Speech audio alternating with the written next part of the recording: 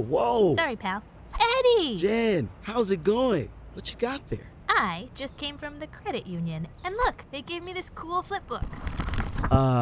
Jen? The animation is kind of lame, though. I don't think that's a flip book. The numbers in the corner get bigger, but that's pretty much it. Jen, I think that's your checkbook. Oh, that makes a lot more sense. See, here's the drawer information. That's you. The payee, or the recipient of the money, goes here. And your credit union, because it's the financial institution where the check can be presented for payment, is the drawee. The dollar amount goes here, a memo goes here, and this is where you sign to issue the check.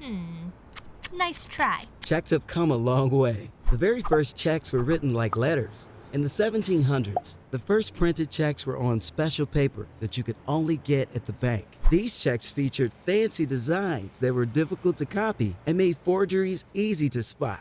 That's actually where the word itself comes from, checking for forgery. Huh.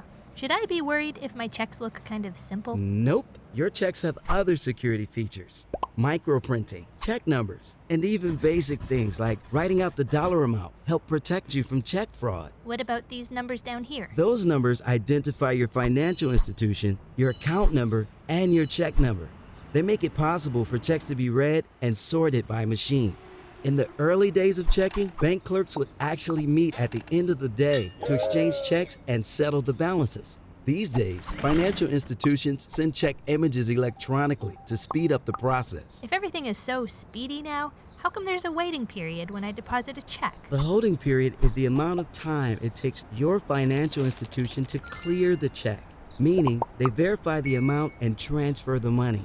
It can vary from a couple of days to a week or more, depending on the financial institution. If there are insufficient funds to complete the transfer, the check bounces.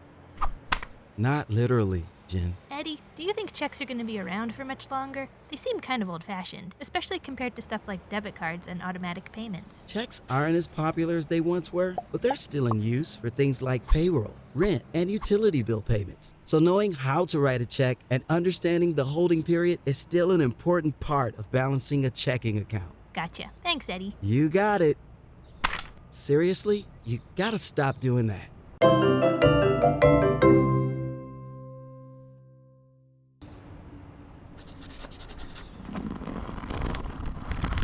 Awesome.